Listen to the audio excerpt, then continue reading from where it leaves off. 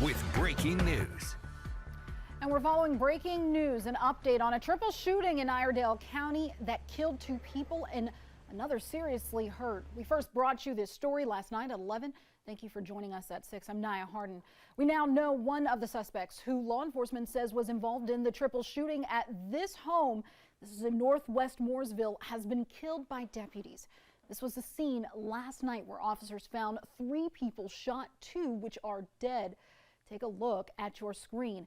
The Iredell County Sheriff's Office says they found information regarding Justin Strouser and went to his home on Oswald Amity Road, about 10 minutes north of the shooting scene. But once deputies arrived, they say Strouser opened fire. More than 8-hour standoff happened. That's where WBTV's Cam Gaskins is joining us now live. Cam, this is an all-night type of standoff that had escalated several times. Can you walk us through what happened and any other new details from this incident? Yeah, Nia, that's kind of an easy way to describe it. A lot has happened here these last 24 hours in Iredell County. A lot to unpack, a lot we're still learning. But as you said, what we do know now is that one suspect from last night's double homicide in Mooresville is now dead. And the Iredell County Sheriff's Office tells us that that suspect's death comes after an hours-long stand-up that went overnight into early this morning. And it happened at this home, as you said, here on Oswald Amity Road. But let's back it up for some new information we learned from last night's double homicide. We're learning more information about those victims. Again, we are told by Iredell County Sheriff's Office that deputies found all 3 victims in that shooting bound and restrained inside the home on Home Drive in northwest Mooresville. 2 were inside, the 3rd was on the porch. The 2 victims who died in that shooting have been identified as 22-year-old Eduardo Cordova and 24-year-old Caleb Loper. Now, Sheriff Darren Campbell says they were searching for 3 suspects in that shooting who they say were all entered the home wearing ski masks when they began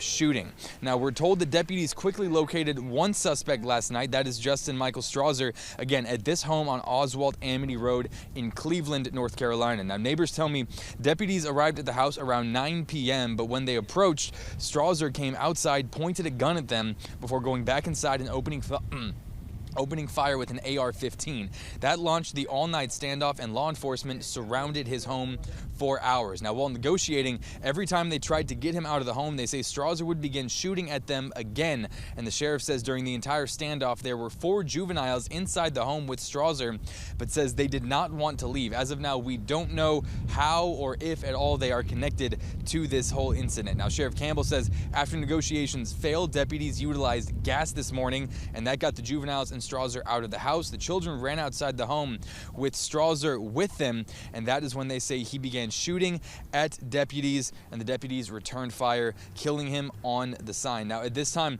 the deputies who shot Strouser are now on administrative leave. That is, of course, department policy when something like this happens. Still, a lot of questions we're asking in terms of a possible motive behind this incident. I know in the press release from the Iredell County Sheriff's Office, they say narcotics and robbery could be at play here, but we don't know exactly what that motive was that led these suspects to bound and restrain these 3 victims who were shot last night. Still some questions we are trying to answer, but we are speaking with one of the neighbors from the Mooresville scene who says he saw a lot of what happened last night. He's going to walk us through what he saw and heard coming up tonight at 11. But for right now, reporting live in Cleveland, I'm Cam Gaskins, WBTV on your side.